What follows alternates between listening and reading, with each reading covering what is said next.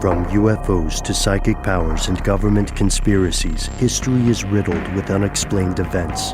You can turn back now or learn the stuff they don't want you to know.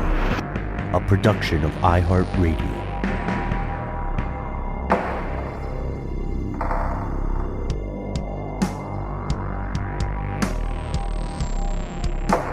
Hello, welcome back to the show. My name is Matt. Our colleague Noel is off on an adventure that I'm sure you'll hear about soon.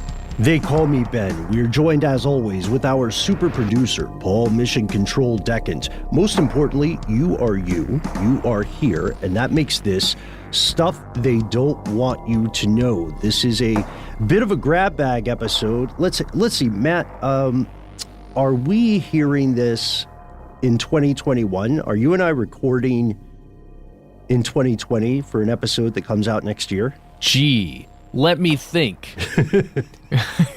Yes, this comes out, this is an early episode in 2021.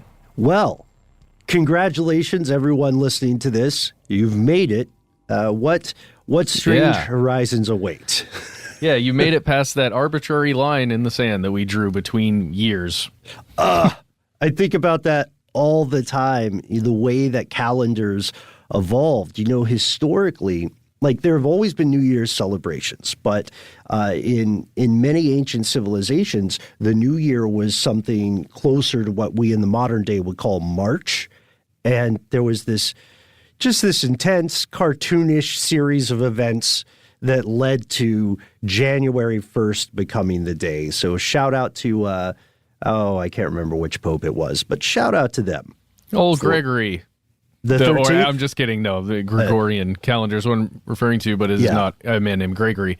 It is cartoonish that we wouldn't start the new year in the spring when life begins again. Why not? Why did we? No? Okay. In the middle of winter. Okay, cool. Let's do that. Let's do that. At least, again, that's my North American centric mind when I'm talking about seasons.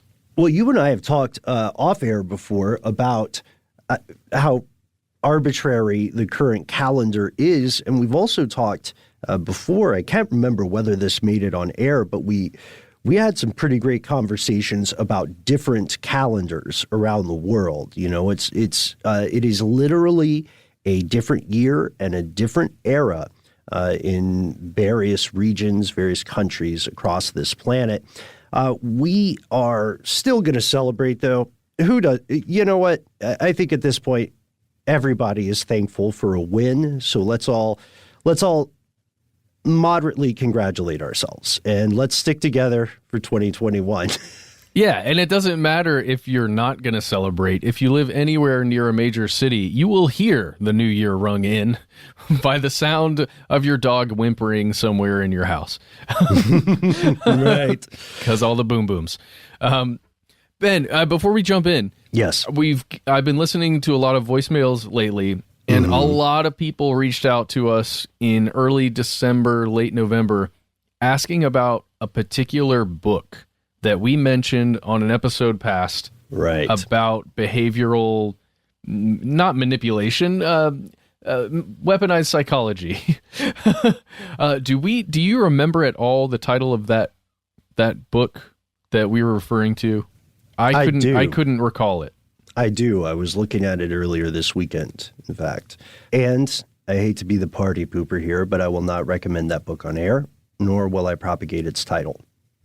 I will propose an alternative book that can give you a lot of the same information, or a good primer, a good intro. It's called You Say More Than You Think. This is a book by Janine Driver, and it studies, well, it's somewhat of an applied approach to using body language in a mindful way to accomplish certain desires, goals, and so on.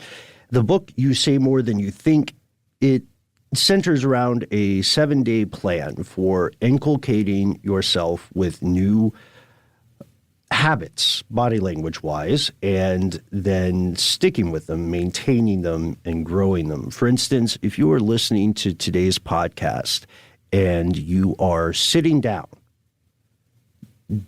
do us a favor. Do yourself a favor. Don't move. Don't move your body. But think of your feet. Be aware of your feet. Where are they? Are they splayed out?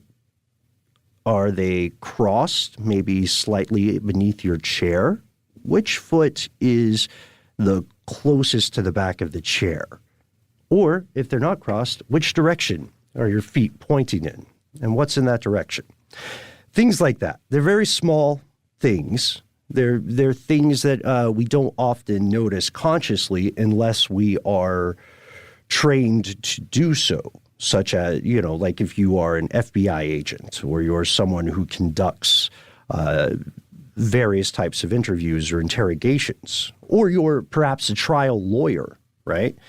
So that's the book I would recommend in lieu of this. Again, I'm sorry to be a party pooper, but just I think You Say More Than You Think is a great and a more wholesome way to get involved with the analysis of body language. But do keep in mind, segue, that many wholesome things have disturbing origins. And that's what today's show is about. It's often said that a great crime is at the origin of every great fortune. And to a degree, this cliche rings true. So in this episode today, toward the very end of a very arbitrary calendar, we are diving into skeletons of some beloved or at least accepted and lauded institutions to uncover their strange, often troubled, very disturbing beginnings. Spoiler alert, conspiracy realists, this does get crazy very, very quickly. Matt, what would you say on a 1 to 9? Where are we at with that segue? Let's see, 1 to 9. Hold on, let me check my legs are crisscross applesauce. I'm looking at my screen. I would say that was a pretty good segue there, Ben. Let's give it a 7. A 7? Give it a 7. Yeah. Too kind. Wait, is the 7 good or okay? Yeah, sure. All right, so let's segue even harder here into something that I know nothing about outside of the experience of the people around me. Gynecology. It's not even something that I really have any right to talk about. But I'm just going to tell you, and you probably already know this, hopefully, that the origins of gynecology are pretty horrific. Here are the facts. And the first thing you need to know, if you don't already, is that the origins of gynecology begin with slavery. Yes. There is a man who is considered to be the father of gynecology. He is hailed in this way. And his name is James Marion Sims. There are statues erected in this man's honor. And, in overall concept, at least in the modern day, gynecology is a tremendously helpful and fantastic thing. Overall, it, enhances the health of women across the globe. However, this man, James, he practiced medicine when treating women was considered perhaps distasteful, which is a terrible thing to even think, but it was also rarely done. He invented something called the vaginal speculum, which is a tool used for examination, a very helpful tool. Yes, Sims also pioneered surgical techniques. One technique was to repair what's known as a vesicovaginal fistula. This was a common complication of childbirth in the 19th century. It's when a tear occurs between the uterus and the bladder, and it causes constant pain. It causes problems with urination. It is overall a good thing in the world that techniques exist to address this issue. But while Sims was doing this, he was conducting, as you said, Matt, he was conducting all of his experimentation. That's really what it was. It was human experimentation. He was conducting it on enslaved women. And some of these people went on to be his assistants, and doubtlessly, even in this horrific, unclean origin, I would say it is doubtless that his assistants probably pioneered some of the techniques that are credited to him today. Because, as you said at the top of this discussion, we're dudes. So we're dudes, we're not OBGYNs, so we know this from an outsider or an intellectual rather than experiential perspective. It's incredibly misleading to characterize his experiments, these acts of cruelty, as research. This experimentation was done without anesthesia, and he didn't like the idea of informed consent, or the idea of therapeutic treatment is not something that occurs to Sims. He caused untold suffering of a great magnitude by operating under a racist notion that still persists in Western medicine today. The idea that someone based on their skin color may have a different experience with pain. Sims seemed to believe that black people did not feel pain, which is ridiculous. And you have to look at the studies of modern medicine, right? In Western Europe as well as in the United States, you will see medical professionals who do not believe their patients when they're saying, "I have this condition. I am in tremendous pain." It echoes today. There is a terrible ripple effect. I just want to add. I want to add to that. My wife is Cuban, and very recently she has gone to the doctor on numerous occasions, requesting assistance in the form of either medication or further, studies on her just to see what is wrong. And she has been met with essentially, take some Tylenol, you'll be fine. Or you just need more sleep. Take some melatonin. You'll be fine. And like just hearing it from her and knowing what she's going through and how she's feeling, it's baffling to me that is the way she is being treated. And it took several attempts, basically, for her to actually get help from a medical professional. And it's just very, very disturbing that it continues. Yeah. The worst part, Matt, is this is going to be familiar to a lot of our fellow listeners today, right? Listening to this, you may have experienced this firsthand. And I've always had a problem with the stereotype when they say, certain people don't trust doctors, because I think that's an incorrect way to frame it. The more accurate way to frame that idea is that doctors don't trust certain people statistically. And this is not a ding on the excellent medical professionals we have listening to the show today. This is based on some fairly robust studies over time. Maybe it's an episode in the future, but we wanted to use gynecology as just one example of something that has saved lives, undeniably saved millions of lives, but has its origins in a terrible, unforgivable thing. And this is only the beginning, right? We know German and U.S. companies helped the Nazis during World War II, for example, and you can read these corporations' various public statements about this, which we've talked about in the past, and they're all something along the lines of, we didn't know, it was a different time, it was a subsidiary we acquired later, et cetera, et cetera, et cetera. But save it, miss me with that.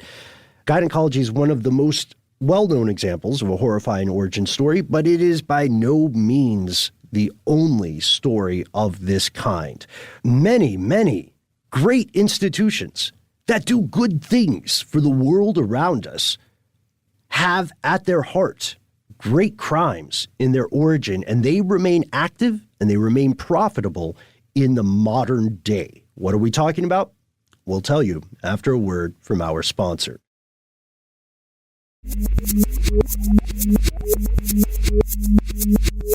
Here's where it gets crazy. Well, let's start with something we can all agree on, shall we? Yes? The environment. You know, the air we breathe, the water we drink. Oh, yeah. The flora and fauna, all the things that make up the environment. Well, it's a good thing, I think, right? It's a good thing to have around. Probably, yeah. And it seems as though we humans, the ones with the capacity to fully alter our surroundings and the environment, we should probably take care of it as best we can, right? The world is our responsibility in no small part. And, we owe it to future generations. You owe it to my son, so listen up. I'm just joking. I owe it to your daughter and your son, too. We all owe it to each other to take care of it as best that we can. And there are countless groups out there, organizations, NGOs, small companies that have this as their aim. How do we best take care of the environment? And one of those groups is known as the Sierra Club. You may have heard of it. Absolutely. And, it's so weird that caring about the world around you somehow became a topic that was up for debate. It's true that that nefarious things have been conducted under the banner of environmentalism, but actually caring about the environment there's not a political thing about it. We need the world more than the world needs us. If every human being on the planet, we're like, 20-something minutes into this podcast, if every human being on the planet vanished 25 minutes into this show, the rest of the world would be fine. You know what I mean? We're really we should just clean up after ourselves. If a microcosmic example is helpful here, and don't worry about the politicization of all this stuff. Think about the last time you had a roommate who didn't clean up after they, were in the restroom or in the kitchen. Screw them, right? That's fisticuffs all day. Fisticuffs about the dishes. Come on. And we looked into several of these groups numerous times in the past, and we found various noble things. We found various unethical things because people are still people, right? For the most part. We learned some weird stuff about the Sierra Club. As you said, Matt, it's one of the best known environmental groups in the United States. It's very old. It's a storied institution. It was founded back in 1892. And today it has around 2 million members. It has this innocent, ambitious motto that people of all creeds, nations, socioeconomic status, etc., can get behind. It's simply this, and I love it: explore, enjoy, and protect the planet. Oh, that's cool. Yes! Captain Planet Unite. Yeah, Heart. We need the rings. We need the rings. I hate jewelry, but I would wear a ring for Captain Planet. Sure, absolutely. That sounds amazing. Yes. Like you said, we can all get behind that. But there's some issues, like we said, with its origins. Now, when we're talking about these groups, generally we don't mean every member, right? We certainly don't mean every member of the Sierra Club when we're talking about this. We're talking about the foundations. So very key players who are involved in any of these organizations. Those are the folks we're focusing on. So here's the issue with the Sierra Club. A couple of key members of this thing were known racists, is the best way to put it, I suppose. Right. And, when they were talking about saving the world, they aren't necessarily talking about saving it for everyone. They were talking about saving it for a very specific group of people, generally the more pasty ones, the white ones. Which you can say. Which I can say as the yeah. You're right. You're right. One of the best phrases would be like virulent, avowed racist. Oh, okay. I thought you were going to say virulent white or something. Okay, cool. Maybe that. I mean, there's nothing wrong with being who you are, and you can't change the circumstances of your birth or your DNA yet. But I say that to myself in the mirror every morning. Continue. but some of these key members, some of these founders were hyper racist, like beyond prejudice, like racist to the point where other people would say, well, I agree with racism, but we could talk about other stuff. Like, what do you think of oatmeal? And they're like, no, we're sticking with the racist thing. So, jeez, yeah. I know that's unfair, but it's somewhat true. So the Sierra Club's founder, one John Muir, often talked in explicit, documented terms about non-white people, words that, frankly, we decided we're not going to give space to on air. In 1901, he said that white people shouldn't be afraid to visit national parks because we're going to have to paraphrase here, the native population are going to be mostly dead or civilized into useless innocence. Wow. We're choosing not to say these words. Right. I do want to point out one of the phrases that he used or terms that he used was, up until very recently, the name of a extremely large restaurant chain that you can look up if you're interested, which has since changed its name, by the way. And, of course, we see a similar pattern in the world of sports, right? So major league teams are changing or will change their names. So this line of thinking from Muir is it unfair to hold the current the current leaders of the Sierra Club responsible for things that happened before they were born, that they could not in any way control? No, it's not fair in that regard. You have to acknowledge that and be transparent about the institution. But the thing is, this line of thinking didn't stop with John Muir.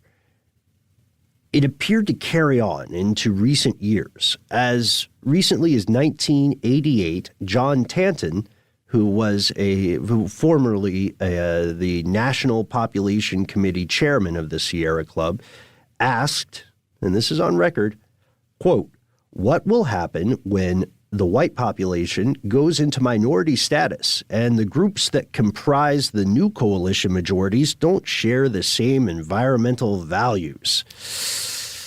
That's rough. Yeesh. Just wonder where he even gets that thinking. I wonder where it comes from. It's very us versus them, which seems strange because of the enormous amount of cooperation inherent in saving, preserving, or repairing the environment. These conservational values were often tied up, and I know we're dunking on the Sierra Club here, which it's an organization that does good work. That's the weird thing about this episode. All the organizations we're talking about, they do good stuff. But the environmentalist conservational values were often tied up in prejudicial, discriminatory beliefs that would be astounding in the modern day. And there were so there's environmentalism, right? Make national parks, try to preserve wildlife and ecosystems. But another solution that was very popular was this idea of limiting the quote-unquote wrong kind of immigration. Yeah, the wrong kind of immigration.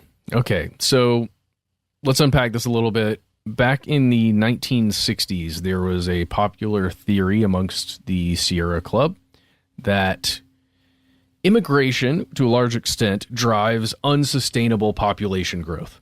So in one area, more humans in equals too many humans. I mean, that, to a rational mind, maybe, okay, well, that does make sense. You're adding to the population. There's population growth. Sure. The unsustainable part is a bit arguable, depending on the place. But you can see where the logic existed, right? Mm-hmm. Yeah. The problem is that the perspective shifted to a hard line against immigration pretty much at all in the 1980s. Yeah. And again, like, it means they're more insular, right? They are taking a very hard stance on population growth, right? In general, we're going to be talking a lot about population growth in this episode. But luckily, as you know, the Sierra Club continued to mature after 112 years or something since John Muir was in there. They did seem to very much right the course here. Yeah, you're right. Yeah. In 2013, the Sierra Club announced its support for some immigration policies. It was a unanimous decision amid the group's board of directors, and it does mark a definitive break with their troubled, complicated history on immigration. However, not everyone took it well. One response from a Sierra Club member said the following, quote, "This divisive present stance has no place in the purpose of the club. To state that those voluntarily violating our laws should be rewarded with citizenship because they voluntarily came to our polluted country and must be protected as such is illogical in the scheme of environmentalism in the United States. The club has lost my support." So in there we see, in just that snapshot, in that response, we see the perspective of someone who prioritizes protecting the environment, does not want more people around, right? To your earlier statement about just the sheer math of it, right? But ultimately they're taking issue with the illegal way in which a person entered this country, right? That's what they're saying. Exactly. They're not, it's kind of like how Oregon was founded as a white supremacist utopia, which is true. I hate to say it, but it's true. The thing is, the logic is not consistent across this kind of viewpoint. It's not keep everybody out. It's keep some people out. Another response is even more explicit. Yeah, here's another quote. "Like most environmental groups, the Sierra Club continues to ignore all the problems stemming from overpopulation in the United States and many other countries. This is nothing more than a call for amnesty for millions of welfare-dependent, overbreeding illegal aliens who can't speak English and don't know what condoms are." Jesus. Wow. Tell us how you really feel, Jeez. Let me level set here. Are these prominent members, or is this like a YouTube comment section? This is kind of like a YouTube comment section. Okay. I'll be honest. I picked the hot takes.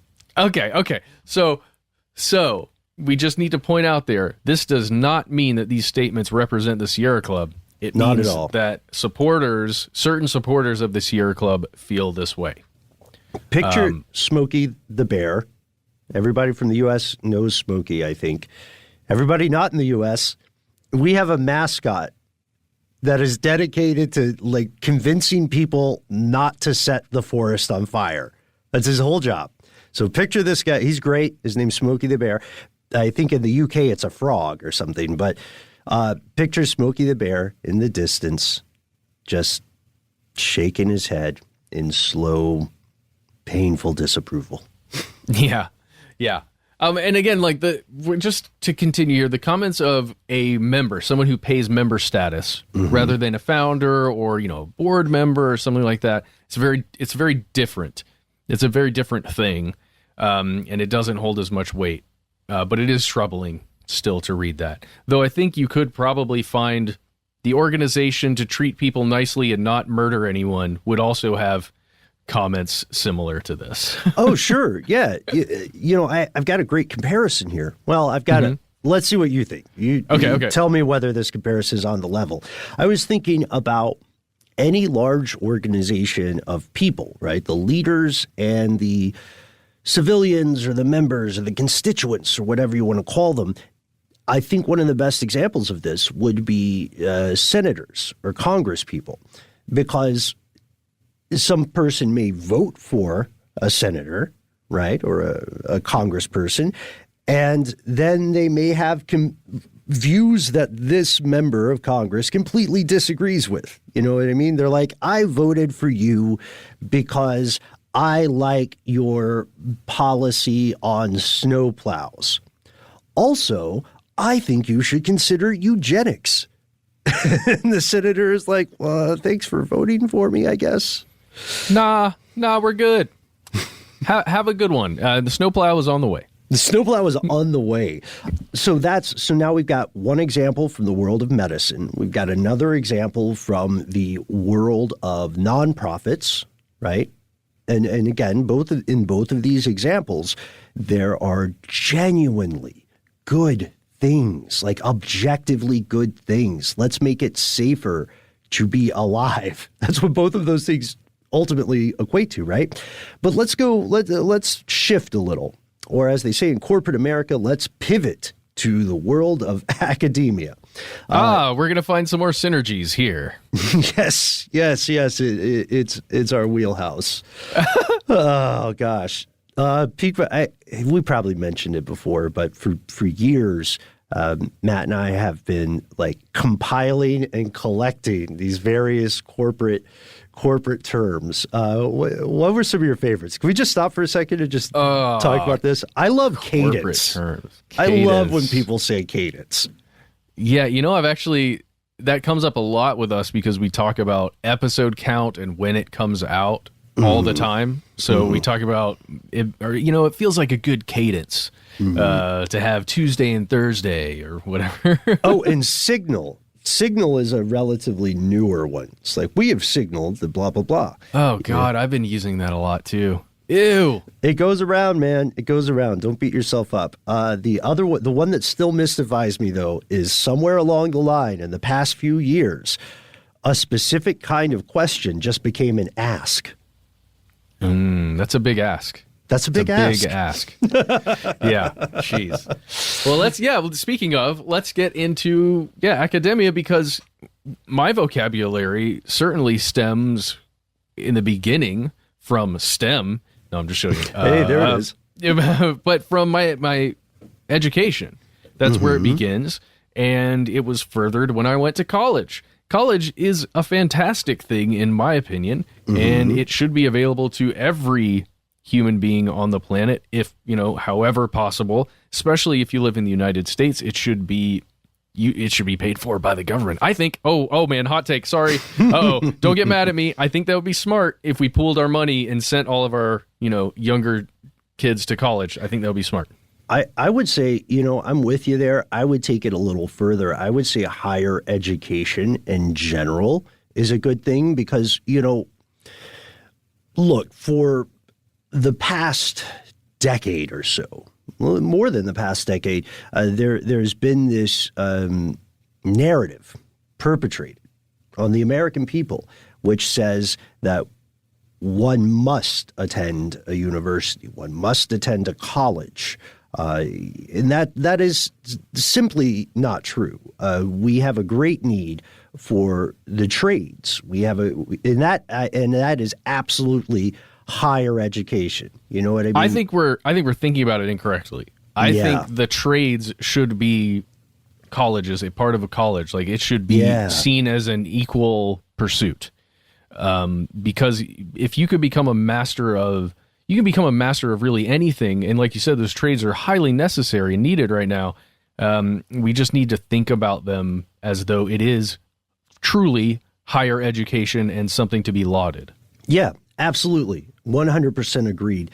And with that being said, let's visit the ivory tower. Let's travel. You know what, Matt? Let's go to Georgetown University specifically. Ooh, I've heard of that place. This is one of the country's most well-known, prestigious centers of higher learning. This is a place where if you attend there, you have massive advantages after your education simply because of the name, the networking, the association with this institution. The family members that probably went there. Perhaps, yeah, perhaps. Not probably. Well, I mean, there are definitely legacy hires, and it's a difficult school to get into. It has very high standards. Not for nothing is it considered a world-class institution. Today, it's known for churning out students, shooting them straight from the lecture hall, boom, to some of the highest positions in the world of nonprofits and Wall Street, private industries, the U.S. government. If it were a business, then we could say that business is booming. And you're right, Matt. Many of these alumni go on to send their kids to Georgetown, or they participate in the feedback loop, and they keep the money and the influence spinning in a circular fashion. They donate large amounts of money, or they assist with construction for the school. Things are looking pretty great for Georgetown U. Oh, yeah, they are. I'm just going to put forward here that, all those donations we're talking about probably have a lot to do with why the kids get in. That's my opinion. Anyway, moving on. The thing is, Georgetown University, this thing wasn't always an organization of this high esteem. It was built. It had to be created. It had to do good and have students who were successful to have that reputation, to build that reputation. Here's the deal. The school didn't have a bunch of money, and it was lacking a lot of things, and it almost got shut down in 1838. Like we said, it's been around for a long time. And, let's say you're a university in college. What do you do to get extra funds? Have some kind of fundraiser? Call up those alumni and say, hey, I know you're in Congress now. It'd be great to get a little something for the university for the generations next. Well, what Georgetown University unfortunately did in 1838 when they were in trouble is they sold human beings to stay afloat. Yeah. So Georgetown was founded in January of 1789, and the road to success was rocky for the institution. They did participate in the slave trade, and they did it more than once. It wasn't just 1838. We are on such a here's where it gets worse mission today, man. So they had conducted individual slave trade transactions before, and it turns out that more than a dozen universities, including Ivy League players like Harvard and Columbia, have publicly recognized their ties to slavery and to the slave trade. But the 1838 transaction from the people who were running Georgetown, it stands out due to the sheer number of human beings involved. Ben, did you mention already that the group, the Jesuits, helped out in this pursuit? Oh, no, yes. Very good point. Speaking of another institution with some skeletons in the closet, yes, the Jesuit order ran Georgetown at the time of this transaction, or this crime, and they were instrumental in the series of events. And just so you know, we have a whole episode on this group, the Jesuits, called The Jesuits Fact and Fiction. You can find it, I believe, in many places. It came out a long time ago in, 2014. So what? Wow. So you may have to wait for the classic to come out if you're an Apple Podcast only listener, but otherwise you can find it on other podcast outlets like iHeartRadio's app. Okay. All right.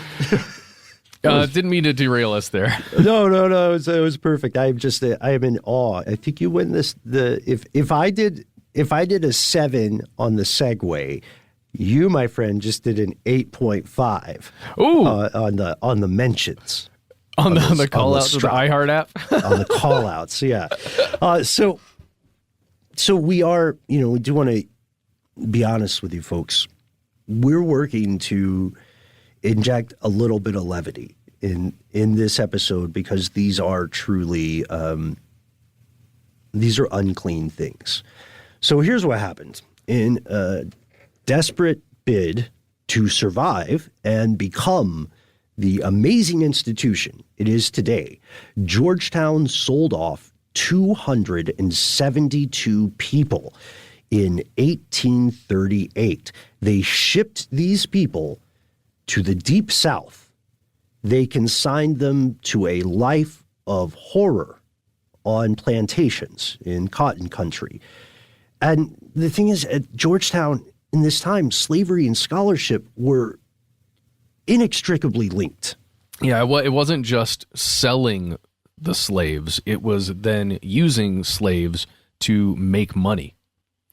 And then using that money to make the institute just function on a regular basis. They relied on these Jesuit plantations, and a lot of them were in Maryland. These things would finance everything, the operations. It's so weird. There were even people at Georgetown who were working with Georgetown who, quote unquote, donated slaves to this pursuit. Mm-hmm.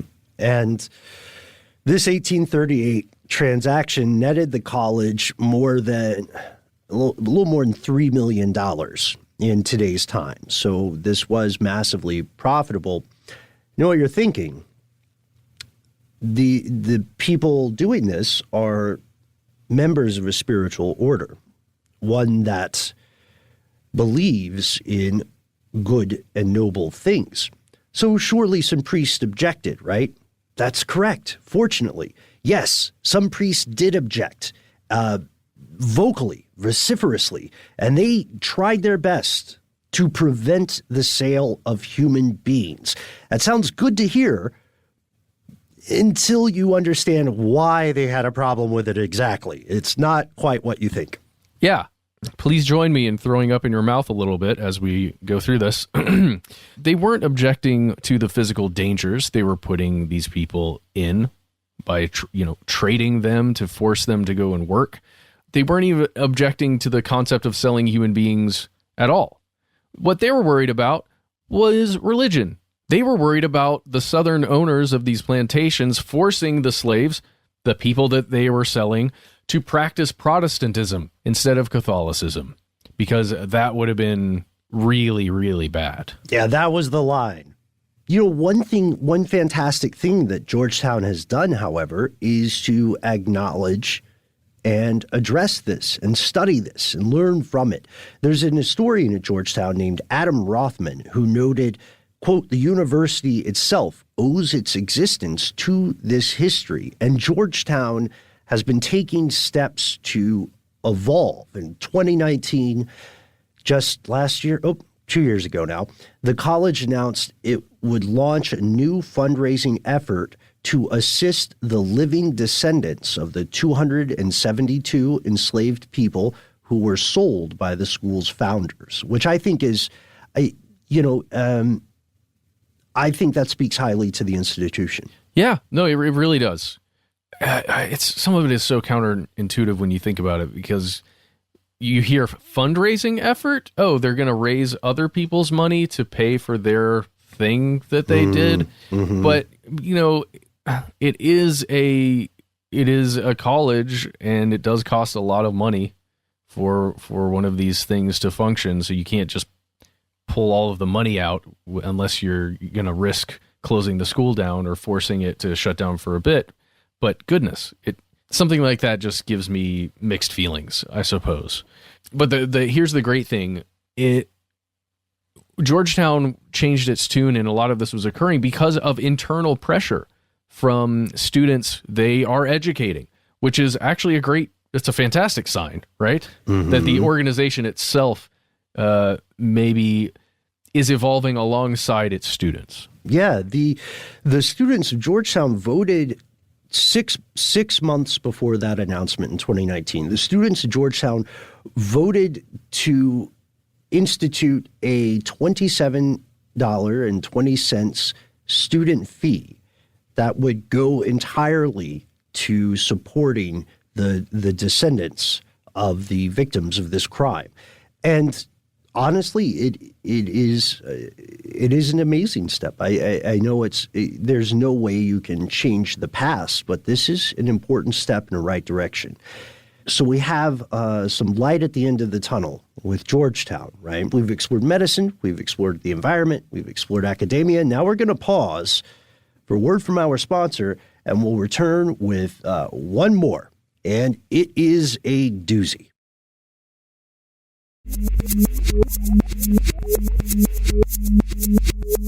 And we're back. Hey, remember at the top of this episode when I mentioned we were going to talk about population control again? Well, we're here. Let's introduce a little organization called Planned Parenthood. You know it. You've heard of it. Regardless of your personal values, your personal beliefs, you are familiar in some way with this organization.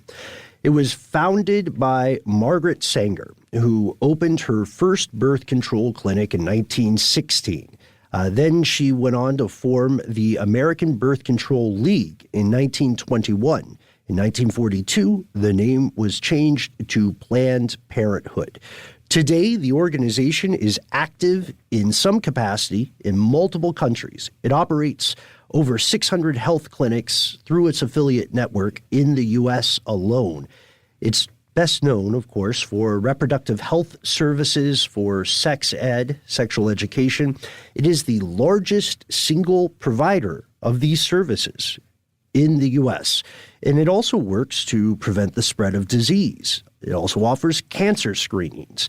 It is, for many people, a life-saving institution. Make no mistake, this organization has done so much good in the world. It truly has. And if you cannot acknowledge that or see that, I urge you to re-examine or rethink the good parts, because there truly has been great things that this organization has done. Pretty cool not to have cancer.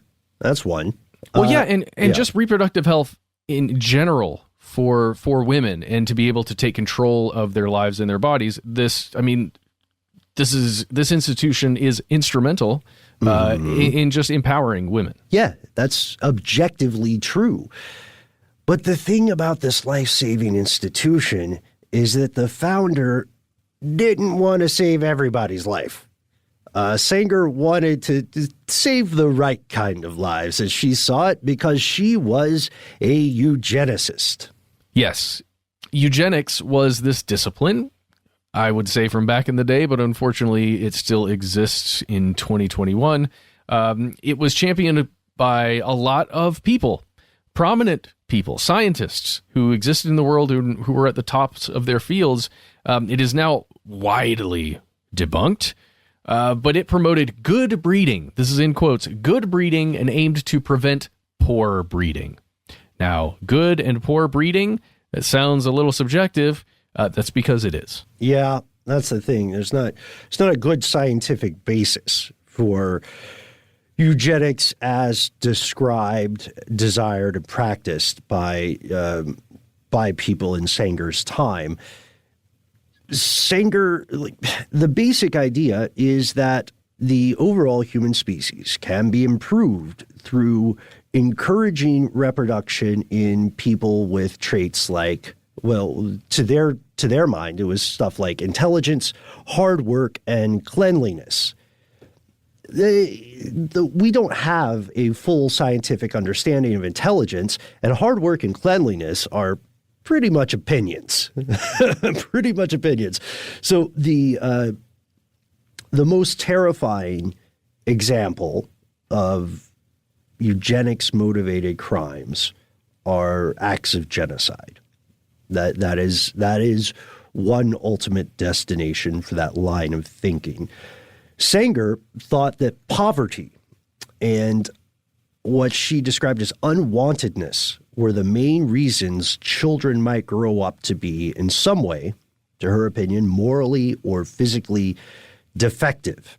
And so Sanger came up with a solution. There was an idea where if someone exhibited birth defects of one kind or another, Sanger would advocate that they be sent away, literally sent away to a farm somewhere very, very far away and segregated from the rest of the population to make sure that they are unable to even physically have relations with someone and therefore children. And And if they were going to mingle within all the other people in society, they would need to be sterilized. Right. Yeah. So what is a defect to Sanger? A defect it could be anything. A physical deformity, even if it's one that is not genetically reproducible, right? A physical deformity or a perceived lack of moral fiber, whatever the hell that is. So there was huge potential for people to be carted off just because their behavior did not fit into social norms of the time.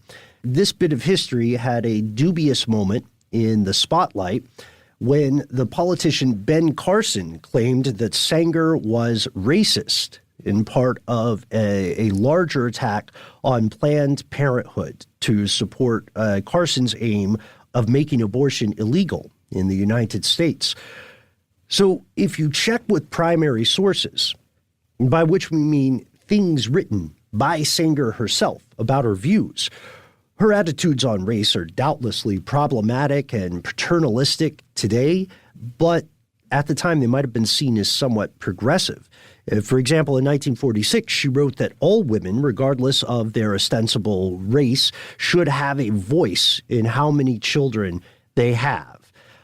I feel like that's a very reasonable thing, right? Like if you're listening and you have or you plan to have children, then doesn't it feel like the number of children you have should be kind of up to you? Yeah, absolutely. 100%. We're mentioning some things that Margaret Sanger said. There are lots of places you can go online to do further research. I would recommend an opinion piece from USA Today. It is called Remove Statuses of Margaret Sanger, Planned Parenthood Founder Tied to Eugenics and Racism. Again, this is an opinion piece on USA Today. So keep that in mind if you do choose to read it. What I would recommend is look at the supporting links that are in the article, because that is the kind of thing that Ben is referring to here. These are actual words that you can find that were spoken by Margaret Sanger. Yeah, and with this, we're drawing our episode to a close. We have just scratched the tip of the iceberg here, and again, there's a dilemma. The conundrum is the following. The institutions, every institution that we have mentioned in today's show, has inarguably, objectively done awesome, amazing things for the world and the people within it today. And we cannot discount this work, this tremendously good work for the world, but we also cannot be blind to the origins of some of these movements. And we know that there are many, many more out there. We would like to hear from you.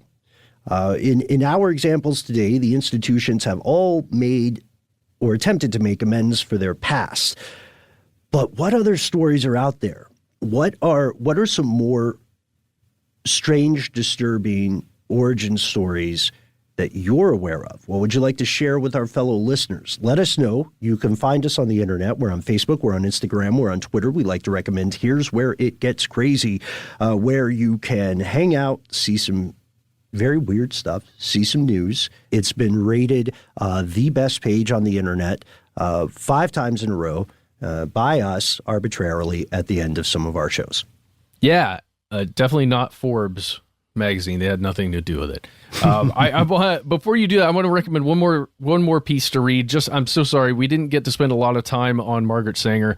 I want to recommend a piece from The Atlantic called "Abortion's Racial Gap." This is another just important piece of information that you could add into the puzzle that is your mind when thinking about all of this stuff. It's worth it. Check it out. If you don't want to find us on social media because that's not your thing, you can always give us a call. Our number is 1-833-STDWYTK. Leave a message. It may go into one of our listener mail episodes. Please let us know what you'd like to be called, as well as if you give us permission to use your voice on the show. That would be fantastic. And do know and be aware, if you call in, the number from which you call gets logged. So I can see it, Ben can see it, We can see the number that you call in from. If you wish to obfuscate that, you can, use a different number, like a Google Voice number or something like that. Otherwise, you might get a call back on your cell from me. So good luck to you. Somewhat ominous there, man. Well, if you get a call from me, it's like it's game over, man. We're going to talk. So if you don't care for social media, if you don't care for telephones, but you have a story you need to share, or even better, a suggestion for a topic we can cover in the future, there's always one other way to contact us. It is our good old-fashioned email address, where we are conspiracy@iheartradio.com.